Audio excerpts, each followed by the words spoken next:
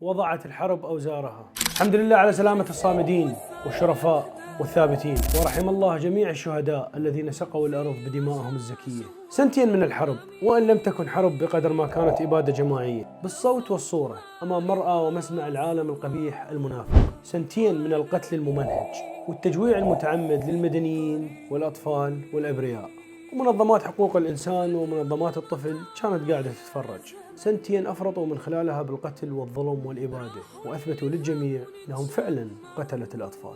سنتين والصهاينة ضاربين بعرض الجدار كل القوانين الدولية وقواعد الاشتباك، متجاوزين كل الخطوط الحمراء باستخدام الجرافات لهدم المنازل وحتى الروبوتات المفخخة وكل أنواع الدمار المتعمد.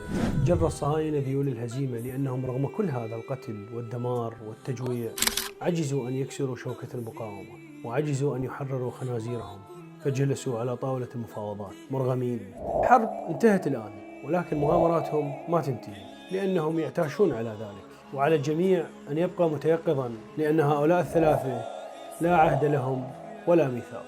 رحم الله الشهداء، وستبقى فلسطين قضية الشرفاء مهما كانت أعراقهم ودياناتهم.